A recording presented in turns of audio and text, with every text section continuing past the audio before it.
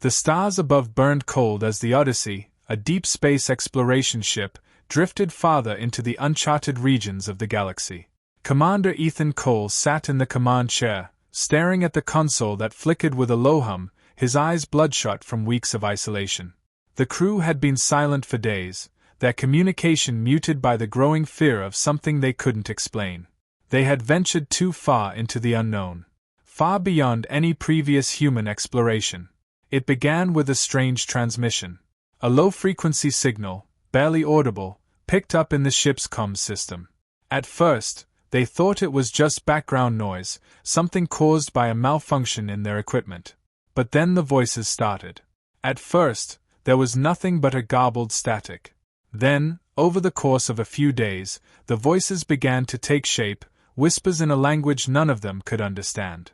The sounds were familiar in a way that chilled the crew to their bones.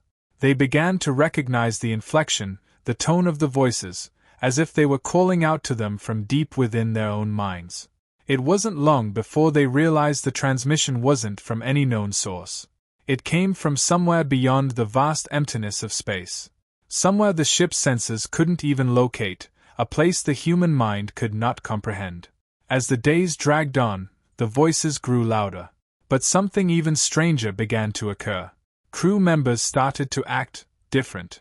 Subtle at first, a brief glance that lingered too long, a tremor in the hand. But soon, the changes were undeniable. People began to speak in whispers to the empty air, their eyes wide, filled with terror, as if they were hearing things that none of the others could.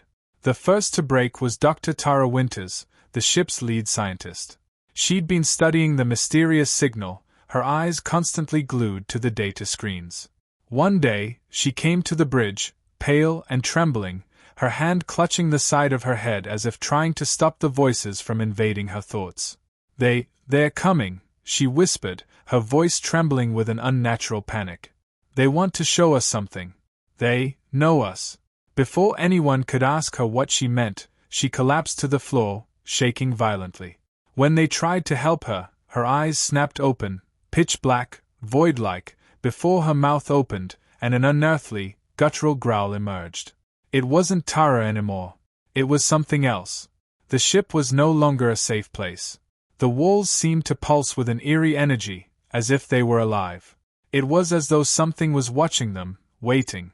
The voices were clearer now, screeching, wailing, an endless chorus of souls that had been lost to the void. They spoke in tongues, their words weaving a web of madness and fear. Ethan had never been a man of faith, but now he found himself praying. He was losing his crew one by one.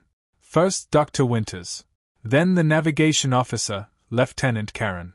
Each disappearance was followed by strange occurrences, rooms that would change position, airlocks that opened to the vacuum of space for no reason, and whispers that seemed to come from the very walls. Then came the ultimate revelation. The Odyssey had not been the first ship to venture into this part of the galaxy. Years ago, a previous expedition had vanished without a trace. They had found something, too, a fragment of an ancient alien artifact buried in the ruins of a forgotten world. That was when everything began. The voices, the whispers, the calling, it wasn't from an alien race. It was from something far older. An ancient intelligence, perhaps not even of this universe, bound to the galaxy by the artifact.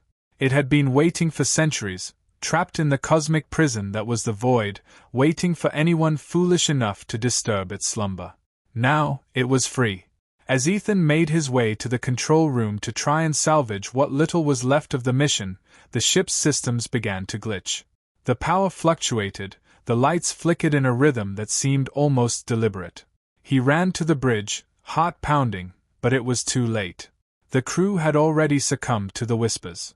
They stood motionless, their eyes empty, their bodies slack. All except for one, the engineer, Carter. His face was twisted in a grotesque expression, eyes wide, hands trembling as he held something in his palm. The artifact. It pulsed with a sickly green light, casting strange shadows across the walls. "They're here," Carter muttered, his voice not his own, as though something had taken control of him. "It's not over, it's never over."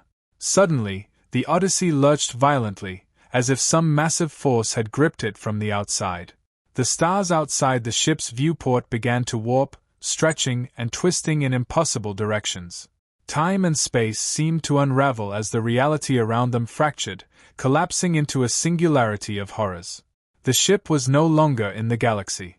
It was in the space between spaces, an endless, shifting void of pure darkness. Ethan felt himself pulled toward the viewport, unable to look away from the horrors unfolding outside. Shapes, monstrous and indescribable, hovered just beyond the edge of perception. He could hear them, could feel them, in his mind. And then, he understood. The voices weren't coming from the artifact. They were coming from the void itself, from the endless, cold depths of the universe. They had always been there, waiting. They had always been everywhere. Ethan was no longer in control. The ship was not his anymore. And the voices, the whispers, the maddening chorus, they had him now. In the infinite darkness of space, no one could hear the screams.